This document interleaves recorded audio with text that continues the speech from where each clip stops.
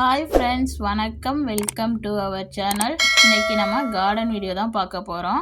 அமெரிக்காவில் எப்படி கருவேப்பிலை செடி ரொம்ப ஈஸியாக வளர்க்கலாம்னு இந்த வீடியோவில் சொல்லியிருக்கேன்.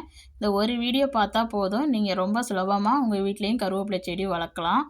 கருவேப்பிலை செடியை எப்படி நடணும், என்ன மண் யூஸ் பண்ணணும், என்ன பாட்டு யூஸ் பண்ணணும், வின்டர் டயத்தில் எப்படி பார்த்துக்கணும், என்ன ஃபெர்டிலைசர் கொடுத்தா இந்த மாதிரி ஃபாஸ்ட்டாக வளரும் அப்படிங்கிறத இந்த வீடியோவில் சொல்லியிருக்கேன்.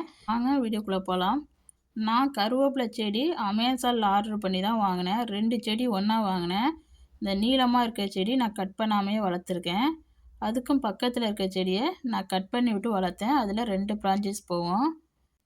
ஆரம்பத்தில் நான் வச்சு ஒரு 6 மாதம் வரைக்கும் அப்படியே இருந்துச்சு, கன்று வளரவே இல்லை. நான் எப்படி வாங்கி வச்சேனோ அதே மாதிரி தான் இருந்துச்சு. பாருங்கள், இது கட் பண்ணி வளர்த்தேன். இது நல்லா சைட்லலாம் கிளை போய் அதே போல் கீழே பார்த்தீங்கன்னா கண்ணெல்லாம் வந்திருக்குது. கீழேயும் கன்று. இந்த கண்ணை நான் ஏற்கனவே ஒரு தடவை பிடுங்கி வச்சு அதுவும் தனியாக ஒரு பாட்டில் வச்சுருக்கேன். இப்போ மறுபடியும் இதை பிடுங்கி இப்போ நட போகிறோம். அதையும் நான் வீடியோவில் காமிச்சிருக்கேன். இது பார்த்திங்கன்னா கட் பண்ணி வளர்த்தது. சைடில் ஒரு கிளை போயிட்டுருக்கு பாருங்கள். இது கட் பண்ணாமல் வளர்த்தது. இது நீளமாக போயிட்டுருக்குது. அவ்வளோதான். இதுக்கு பாட் சைஸ் பார்த்தோம்னா பாட்டு செலக்ட் பண்ணுறது ரொம்ப முக்கியம். நம்ம கண்ணோட சைஸுக்கு தகுந்த மாதிரி நம்ம பாட்டில் வைக்கணும். எடுத்த உடனே பெரிய பாட்டில் வச்சிடக்கூடாது. நான் இந்த பாட்டுக்கு மாற்றி 1 வருஷம் ஆகுது. இது வந்து 13 இன்ச்சு பாட்டு. நல்லா இதில் வந்து தண்ணி வடிகிற மாதிரி அப்படி தான் நான் செலக்ட் பண்ணி எடுத்திருக்கேன். செல்ஃப் ட்ரைனேஜ் உள்ள பாட்டு தான் செலக்ட் பண்ணி எடுத்திருக்கேன். நீங்களாகவே பாட்டில் ஓட்டை போடுறது மாதிரி இருந்துச்சுன்னா நிறைய ஓட்டை போட்டுட்டு அதுக்கப்புறம் தான் நீங்கள் இந்த செடியை நடணும். இல்லாட்டினா தண்ணி வடியாட்டினா ஒழுங்காக கன்று பட்டு போயிடும். இது கொஞ்சம் சின்ன கன்று, அதுலேருந்து பிடுங்கி நட்டது தான். இதையும் கட் பண்ணி தான் வளர்த்துருக்கேன். ஆனால் இது சின்ன பாட்டில் வச்சுருக்கேன். ஆரம்பத்தில் நான் வைக்கும்போது கருவேப்பிலை செடி இதோட சின்ன பாட்டில் தான் வச்சுருந்தேன். அதுக்கப்புறம் இந்த சைஸ் பாட்டு வச்சு இப்போ தான் அந்த கொஞ்சம் பெரிய பாட்டு வச்சுருக்கேன். பாருங்கள், இது 2 கன்று வந்திருக்குது. இந்த மாதிரி சின்ன கன்றையும் நம்ம கட் பண்ணி வளர்க்கலாம். கொஞ்சம் ஸ்டெம்பு பெருசாக இருக்கதான் பார்த்து கட் பண்ணணும். இப்போ இந்த மாதிரி தான் நான் வந்து பாட் சைஸ் செலக்ட் பண்ணியிருக்கேன். பாருங்கள் எப்படி ஓட்டையெல்லாம் இருக்குதுன்னு. இந்த மாதிரி நம்ம தண்ணி ஊற்றினா சருன்னு வழிய மாதிரி இருக்கணும். அப்போ தான் நம்மளுக்கு வந்து கன்று நல்லா வளரும். நம்ம கருவேப்பிலை செடி வைக்கும்போது ஃபஸ்ட்டு ஸ்டார்ட் பண்ணும்போது இந்த மாதிரி சின்ன பாட்டிலேருந்து தான் ஸ்டார்ட் பண்ணணும். அப்புறம் கன்று வளர்ந்ததுக்கு மரம் தான் செடிக்கு தகுந்த மாதிரி நீங்கள் வந்து பாட் சைஸாக மாற்றிக்கணும். அப்படி தான் நான் மாற்றி வச்சு கன்று வளர்த்துருக்கேன். இப்போ நான் வச்சுருக்க கன்று பார்த்திங்கன்னா ஃபுல் டே வெயில் இருக்காது. அரை நேரம் மட்டும் வெயில் வர்ற இடத்துல தான் வச்சுருக்கேன். அப்படி வச்சுருக்கிறதுனால நல்லாவே என் கன்று நல்லா ஃபாஸ்ட்டாக வளர்ந்துருக்குது. பாருங்கள் எவ்வளோ ஹைட்டாக வளர்ந்துருக்குன்னு. இந்த கன்றுலாம் வாங்கி 2 வருஷம் தான் ஆகுது. இப்போ என் கருவேப்பிலையை பார்த்தாவே உங்களுக்கு தெரியும் எவ்வளோ நீளமாக ஒவ்வொரு ஸ்டெம்பும் இருக்குது பாருங்கள். இதுக்கு நான் வாங்கி வைக்கும்போது ஒரு 6 மாதம் வரைக்கும் எனக்கு வளரவே இல்லை, அப்படியே தான் இருந்துச்சு. இதுக்கு காரணமே நான் ஃபெர்டிலைசர் கொடுக்க கிளம்புனது மேலே தான் என் கன்று சூப்பராக வளர்ந்துருக்குது. நான் இதுக்கு கரிலி பிளான்ட் ஃபுட்டுன்னு சொல்லிட்டு ஆன்லைனில் ஆர்டர் பண்ணி அந்த ஃபெர்டிலைசர் தான் கொடுத்தேன். அதுக்கப்புறம் தான் என் கன்று சூப்பராக வளர்ந்துருக்குது. இப்போ நான் இந்த வீடியோவில் காமிச்சிருக்கேன் அது எப்படி கொடுக்கணுன்னு.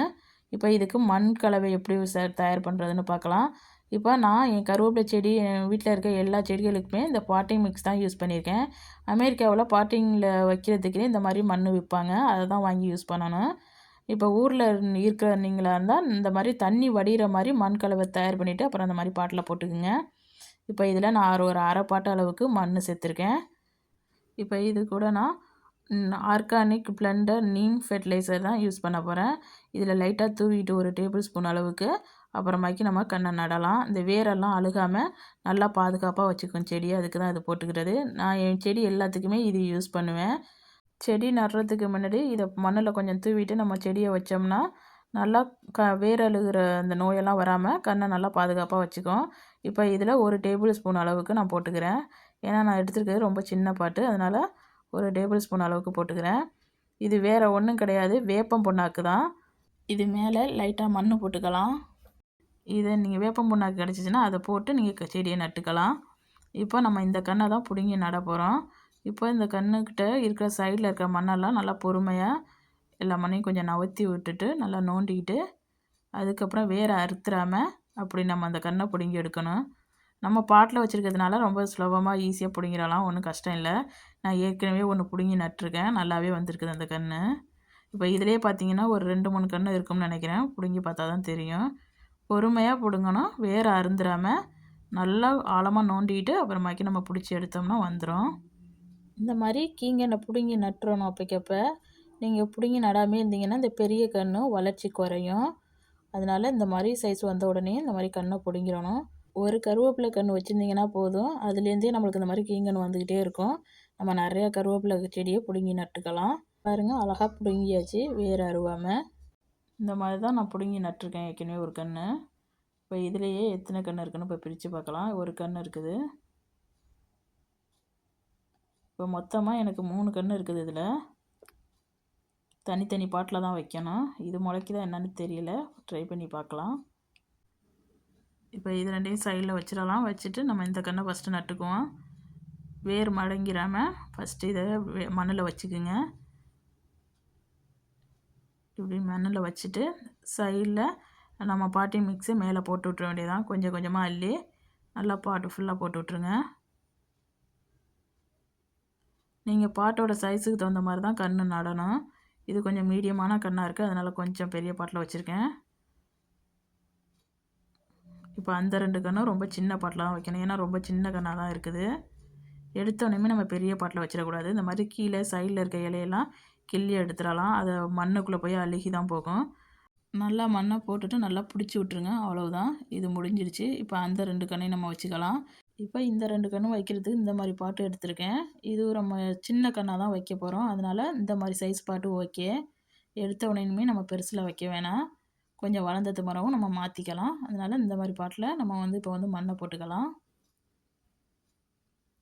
அதே மாதிரி பாட்டிங் மிக்ஸை போட்டுக்குங்க. இப்போ இதுக்கு இந்த நீம் ஃபெர்டிலைசர் கொடுத்துக்கிறேன். இப்போ இந்த கன்னையும் இதில் நட்டுக்கலாம். முதன்னு நான் கருவேப்பிலை செடி வாங்கி வைக்கும்போது இதே சைஸ் உள்ள கன்றை தான் நான் முதன்னு வாங்கி வச்சேன். அதுவும் இந்த மாதிரி சின்ன பாட்டில் தான் ஃபஸ்ட்டு வச்சேன். அதுக்கப்புறம் கொஞ்சம் பெரிய பாட்டுக்கு மாற்றினேன். இப்போது வச்சுருக்கிறது ஒரு மீடியமான பாட்டில் வச்சுருக்கேன். நீங்கள் பார்த்த கன்று ஆரம்பத்தில் நான் வாங்கினது இதே சைஸ் கன்று தான் நான் வாங்கி வச்சது. போக போக தான் நம்ம கன்று வளர்கிறதுக்கு தகுந்த மாதிரி நம்ம பாட்டு சைஸை மாற்றிக்கணும். எடுத்தோடனே நம்ம பெரிய பாட்டில் வைக்கக்கூடாது.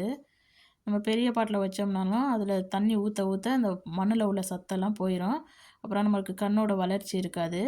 இப்போ நம்ம ஒரு சின்ன பாட்டில் வச்சுருந்தோம்னா கொஞ்ச நாள் கழித்து நம்ம மறுபடியும் மண் போட்டு பெரிய பாட்டில் வைப்போம், கொஞ்சம் மீடியமான பாட்டில்.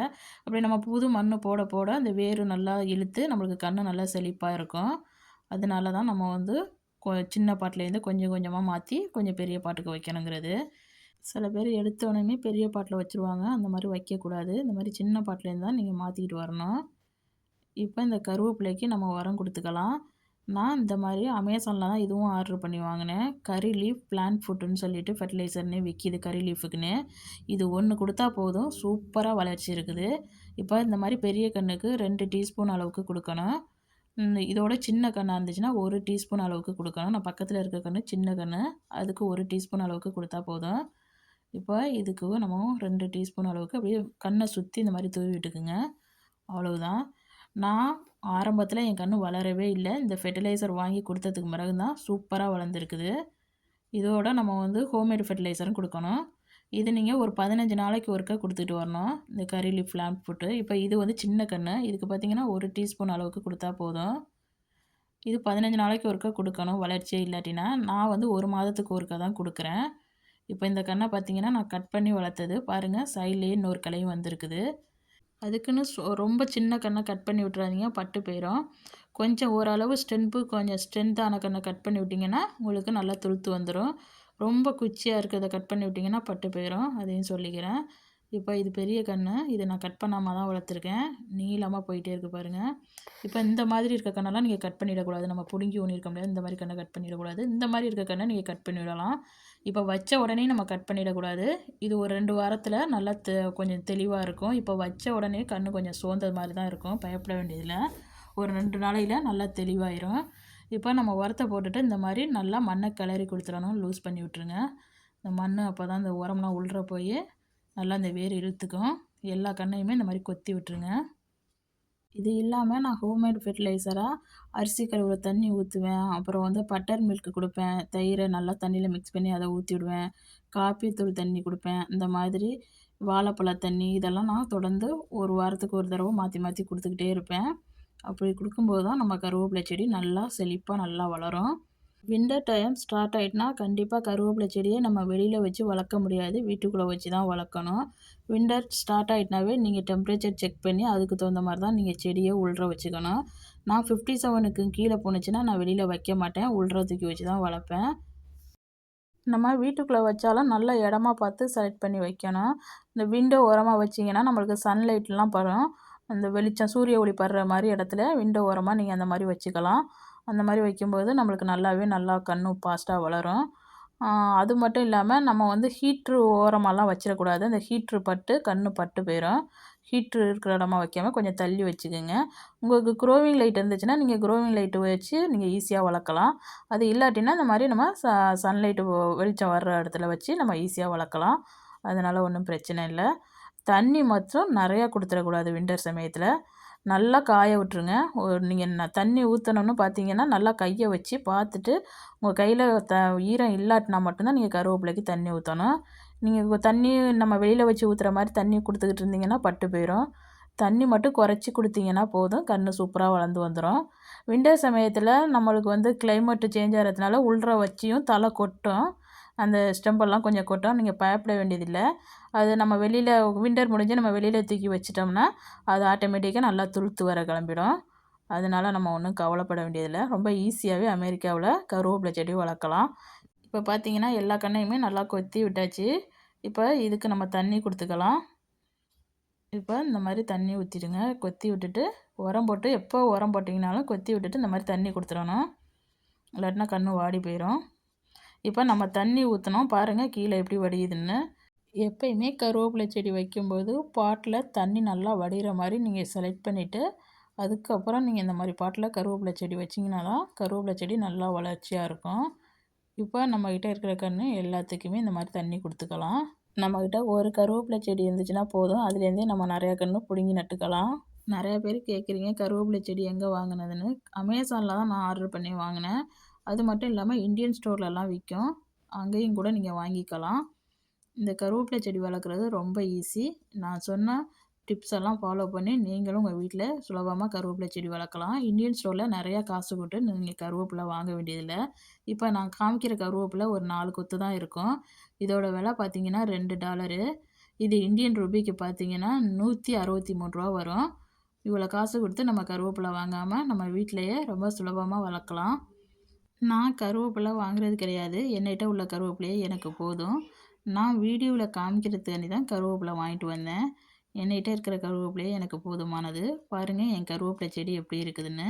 இந்த வீடியோ பிடிச்சிருந்துச்சுன்னா லைக் பண்ணுங்கள், கமெண்ட் பண்ணுங்கள். மறக்காமல் என் சேனலை சப்ஸ்கிரைப் பண்ணி வச்சுக்கோங்க. இந்த வீடியோ பார்த்த அனைவருக்கும் நன்றி.